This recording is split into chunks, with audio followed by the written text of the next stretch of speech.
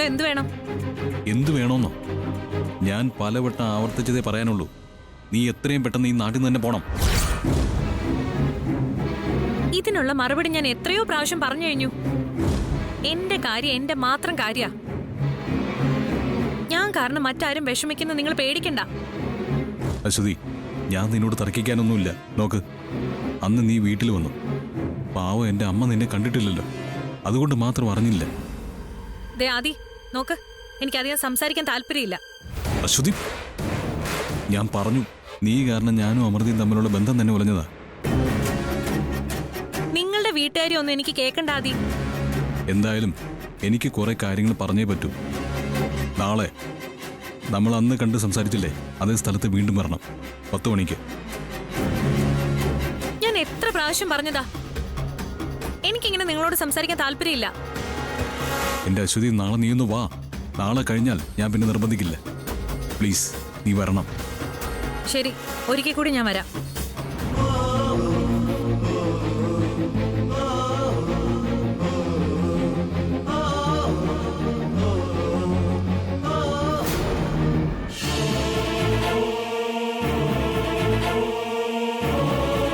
ആ, എന്താമ്മേ? ഏയ്, ഒന്നുമില്ലടാ.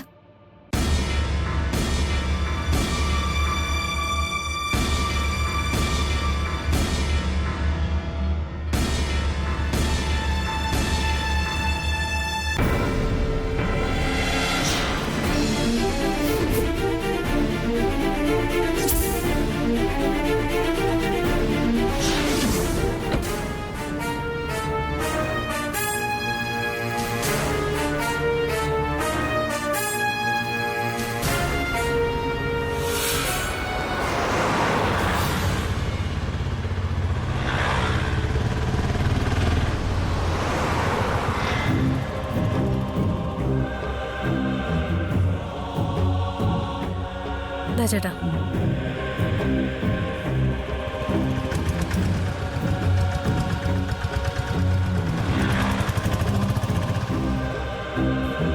എന്തായി എന്റെ തീരുമാനം? ഇന്ന് ആദ്യം വരുമ്പോ അമ്മയും കൂടെ കാണുന്ന ഞാൻ കരുതിയത്. ആദ്യമെല്ലാം അമ്മയോട് പറഞ്ഞിട്ടുണ്ടാവുമെന്ന് കരുതി. അമ്മയും കൂടി വിളിച്ചിട്ട് വരുന്നാ വിചാരിച്ചേ.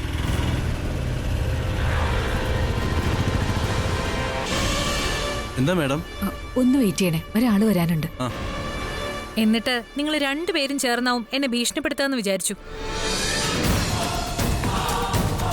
അമ്മയും വീട്ടുകാരും ഒന്നും അറിയാതെ എല്ലാം നല്ല രീതിയിൽ അവസാനിപ്പിക്കണം എന്നാണ് എൻ്റെ ആഗ്രഹം. അരുണിൻ്റെ കാമുകി വർഷങ്ങൾക്ക് ശേഷം ഇവിടെ തിരിച്ചെത്തിയെന്നറിഞ്ഞാൽ അമ്മ തകർന്നു പോകും.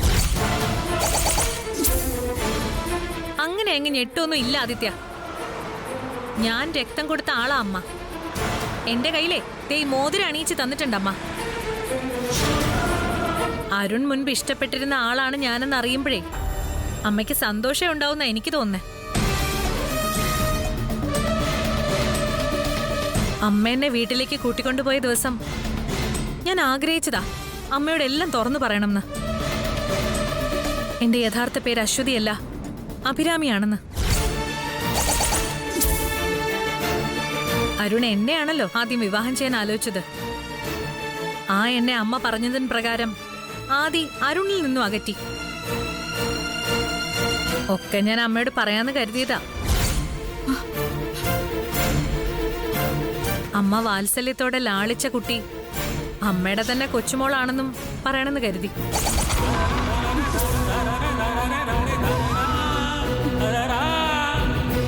ആദി ഇനി എന്നെ ഇങ്ങനെ ഭീഷണിപ്പെടുത്താനെങ്ങാനും വന്നാ ഞാൻ എല്ലാം വിളിച്ചു പറയും. പിന്നെ എന്താണ് ഉണ്ടാവുന്നൊന്നും ഞാൻ നോക്കില്ല.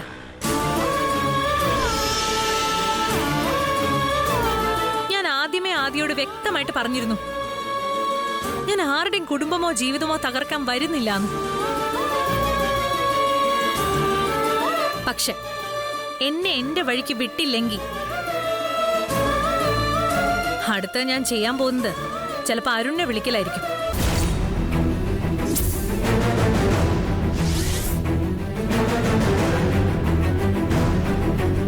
ഇനി എന്നെ കാണണമെന്ന് പറഞ്ഞ് വിളിക്കുകയോ ഓരോ ഉപദേശം തരുവോ വേണ്ട. ഞാൻ എവിടെ കഴിയണമെന്ന് ഞാൻ തീരുമാനിക്കും.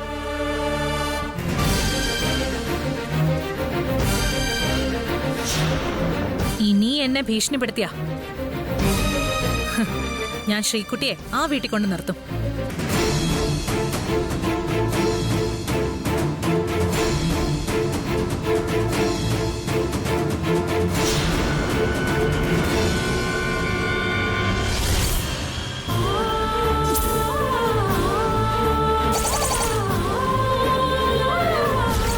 മാഡം എന്താ? പോട്ടെ, വണ്ടി എടുത്തോളൂ.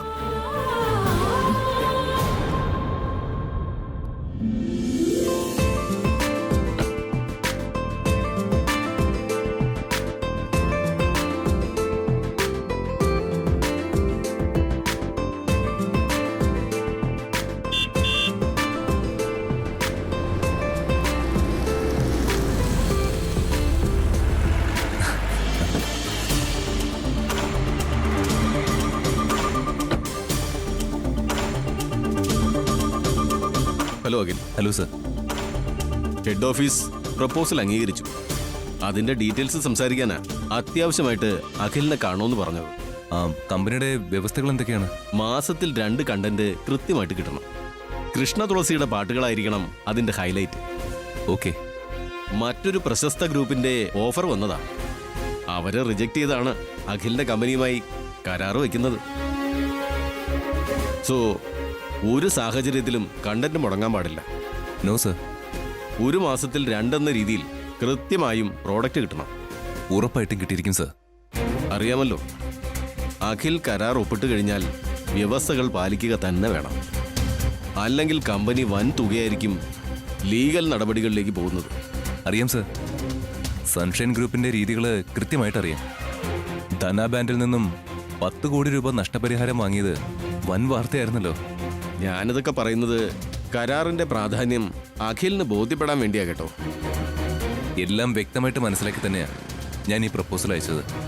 നല്ല സംഗീതം, അതാണ് ഞങ്ങളുടെ കമ്പനിയുടെ ലക്ഷ്യം. അതിന്റെ ഡിസ്ട്രിബ്യൂഷൻ സൺഷൈൻ ഗ്രൂപ്പ് പോലൊരു കമ്പനി ഏറ്റെടുക്കുന്നതിൽ വലിയ സന്തോഷമുണ്ട്. എങ്കിൽ നമുക്ക് ഹോട്ടലിലേക്ക് പോകാം. MD അവിടെ എത്തും.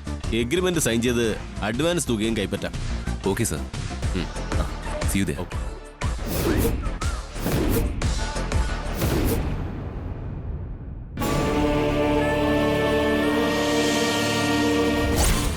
അമ്മ എന്നെ വീട്ടിലേക്ക് കൂട്ടിക്കൊണ്ടുപോയ ദിവസം ഞാൻ ആഗ്രഹിച്ചതാ അമ്മയോട് എല്ലാം തുറന്നു പറയണമെന്ന്. എന്റെ യഥാർത്ഥ പേര് അശ്വതിയല്ല, അഭിരാമിയാണെന്ന്. അടുത്ത ഞാൻ ചെയ്യാൻ പോകുന്നത് ചിലപ്പോൾ അരുണിനെ വിളിക്കലായിരിക്കും.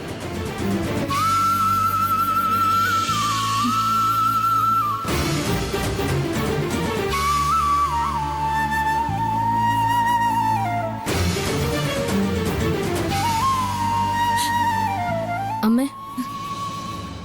എന്താ അമ്മേ, എന്താ വല്ലാതിരിക്കുന്നേ? ഏയ്, ഒന്നുമില്ല. അമ്മ എന്തെങ്കിലും കണ്ട് പേടിച്ചോ? ഏയ്, അമ്മ ആരെങ്കിലും വഴക്ക് പറഞ്ഞോ? അമ്മയ്ക്ക് കുടിക്കാൻ വല്ലതും വേണോ? അമൃതേടത്തി, എന്താ ക്ഷമ? അമ്മ വല്ലാതിരിക്കുന്ന ചോദിച്ചിട്ടൊന്നും പറയുന്നില്ല.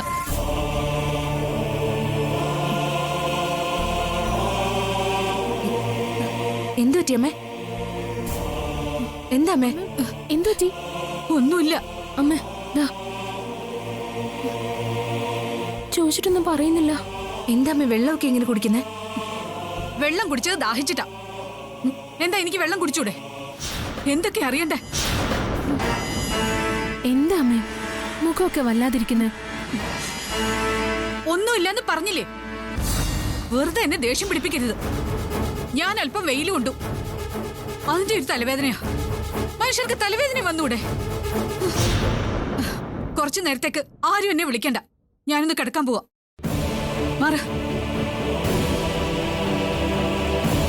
അമ്മയ്ക്കിത് എന്താ സംഭവിച്ചേ? സാധാരണ ഇങ്ങനെ പെരുമാറില്ലല്ലോ. നീ ഒറ്റ ഇതിനെല്ലാം കാരണം. അല്ല, ചിലപ്പോ തലവേദന ആയിരിക്കും. തലവേദന വന്നാ പിന്നെ ചിലർക്ക് കണ്ണു കാണില്ല.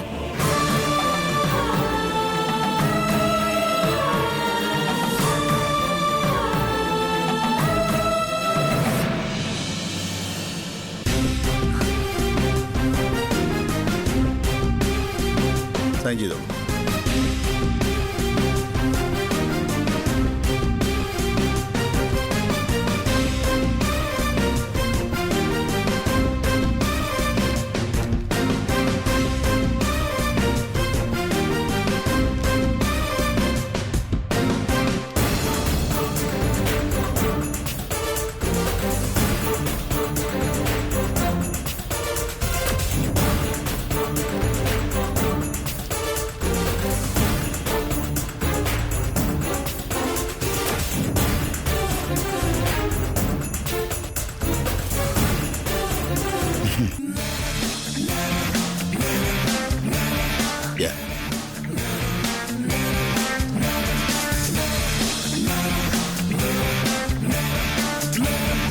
Thank you sir. Mister Akhil, നമ്മുടെ കരാർ നിലവിൽ വന്നു കഴിഞ്ഞിരിക്കുന്നു. വ്യവസ്ഥകൾ വിശദമായി താങ്കളെ അറിയിച്ചിരുന്നു. താങ്കൾ അതൊക്കെ അതുപോലെ അംഗീകരിച്ചിട്ടുമുണ്ട്. തീർച്ചയായിട്ടും സർ. നമ്മുടെ 2 കമ്പനികളുടെ ബന്ധം വളരെ കാലം നീണ്ടു നിൽക്കുന്നതായിരിക്കും. യെസ് യെസ്, വൻ വിജയമായിരിക്കും. ഗുഡ്. എല്ലാം ഗംഭീരമായി വരട്ടെ. ആദ്യത്തെ സോങ് തരേണ്ട തീയതി ഞങ്ങൾ ഇന്ന് തന്നെ മെയിൽ ചെയ്യാം. Sure sir. Okay. Thank you. Manager,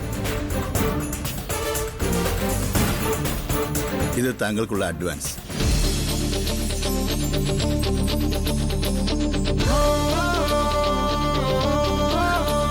okay.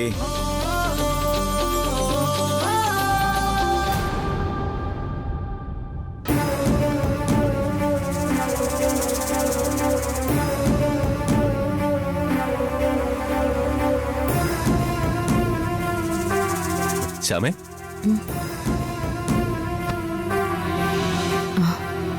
ദാ, എന്താ ഇത്? തുറന്നു നോക്ക്.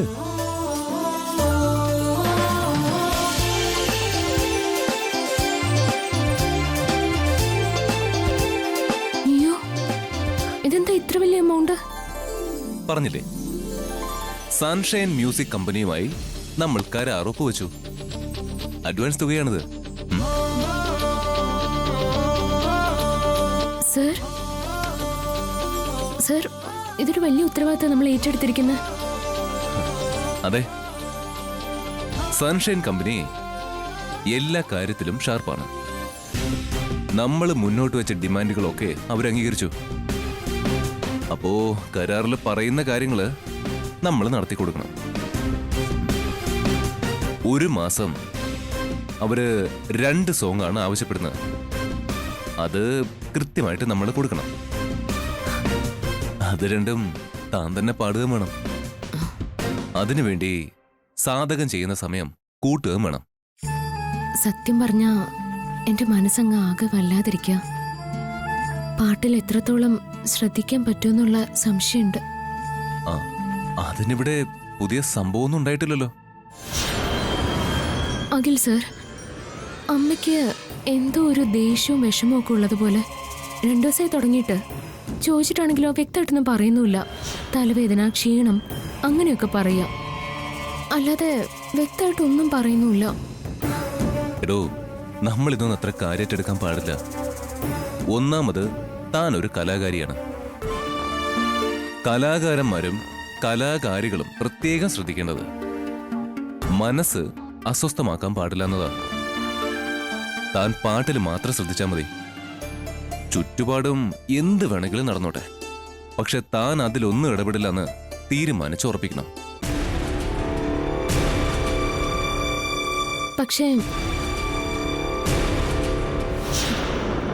പക്ഷെ സർ, അമ്മയ്ക്ക് എന്തൊക്കെയോ പ്രശ്നങ്ങളാ.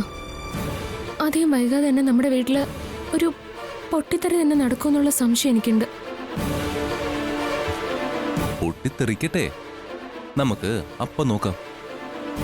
ഇപ്പോ താൻ പാട്ടിൽ മാത്രം ശ്രദ്ധിച്ചാ മതി.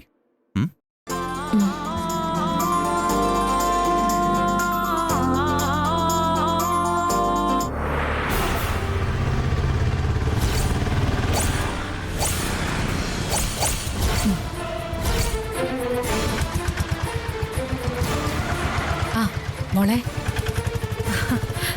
എന്താമ്മ കാണണമെന്ന് പറഞ്ഞ്? ഒന്നും അറിയാത്ത ഭാവത്തിൽ തന്നെ കുറച്ചു നേരം നിൽക്കാം. എന്താമ്മേ?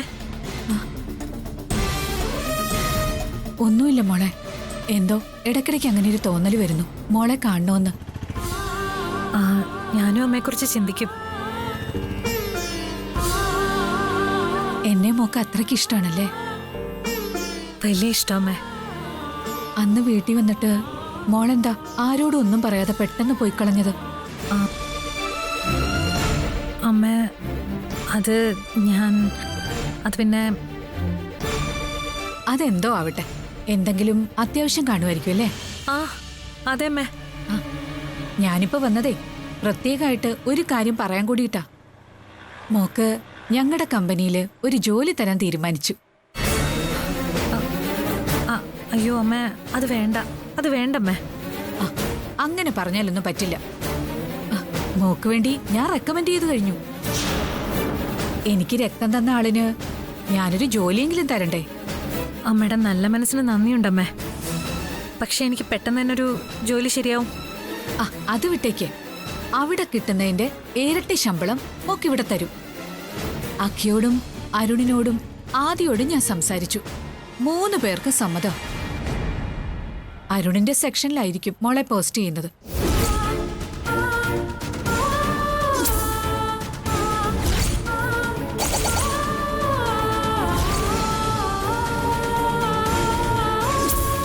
അരുണിന് വലിയ സന്തോഷായി. അവിടെ പോസ്റ്റ് വരെ ഫിക്സ് ചെയ്തു. ഇനി എന്തായാലും മാറാൻ പറ്റില്ല. അവിടെ ആപ്ലിക്കേഷനൊക്കെ കൃത്യമായിട്ട് കൊടുക്കണം. ആ, മോളുടെ ഒഫീഷ്യൽ നെയിം എന്താ?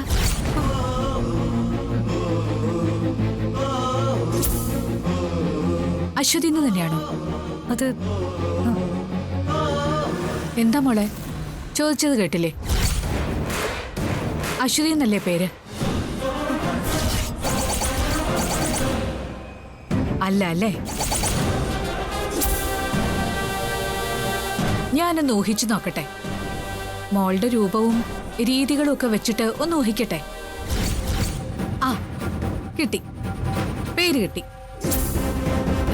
എന്റെ ഊഹമാണ്, ശരിയല്ലെങ്കിൽ പറയണം.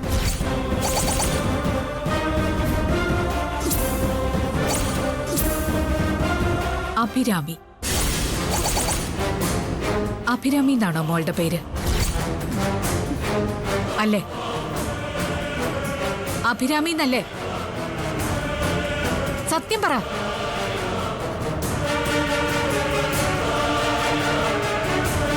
ഏയ് നിൽക്ക്. ചോദിച്ചതിന് ഉത്തരം പറഞ്ഞിട്ട് പോ അഭിരാമി.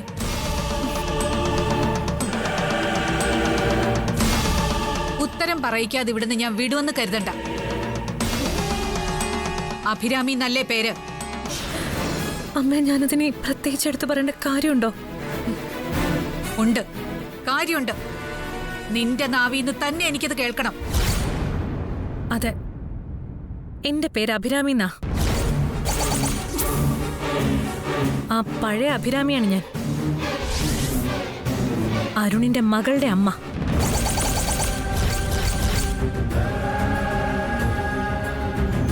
ഇനി അമ്മയ്ക്ക് എന്തെങ്കിലും അറിയണോ? ചോദിക്കാതെ തന്നെ പറയാൻ ഉത്തരങ്ങൾ തയ്യാറാക്കി വെച്ചിരിക്കുകയാണല്ലേ? അമ്മ അരുണിൽ നിന്ന് തെറ്റിച്ച അതേ അഭിരാമിയാണ് ഞാൻ. ഓഫീസിലെ ആപ്ലിക്കേഷനിൽ കൊടുക്കാനുള്ള പേരായില്ലേ അമ്മേ? ഇനി ഞാൻ പോവാ. നിക്ക്. നീ എന്നെ പറ്റിക്കായിരുന്നല്ലേ? അന്ന് ആശുപത്രി വെച്ച് രക്തം തന്നത് മുതല് ഓരോ നിമിഷവും നീ എന്നെ പറ്റിച്ചോണ്ടിരിക്കുകയായിരുന്നു അല്ലേ? അമ്മേ ഞാനാണോ എന്നെ അമ്മയാണോ പറ്റിച്ചത്? ആശുപത്രിയിലേക്ക് ഞാൻ വന്നതും അമ്മയ്ക്ക് ബ്ലഡ് തന്നതും എല്ലാം യാദൃശ്ചികമായിരുന്നു. പക്ഷേ അന്നമ്മ എന്നെ അരുണിൽ നിന്നും അകറ്റിയത് വ്യക്തമായി അറിഞ്ഞിട്ടായിരുന്നു. ആദിയിലൂടെ അമ്മ കാര്യങ്ങളൊക്കെ നടത്തി. എന്നെ അമ്മ നേരിട്ട് കാണാത്തതുകൊണ്ട് തിരിച്ചറിയാൻ പറ്റിയില്ല.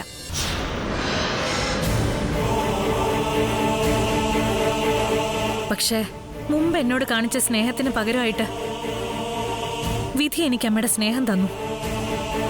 എന്നെ അമ്മ സ്വന്തം മോളെ പോലെ സ്നേഹിച്ചു. ദാ ഈ വിരലിൽ മോതിരം അണിയിച്ചു.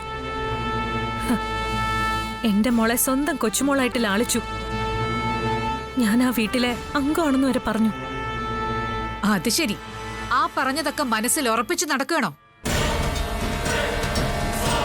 ഞാൻ ആ പറഞ്ഞതൊക്കെ അശ്വതിയോട്, അഭിരാമിയോടല്ല.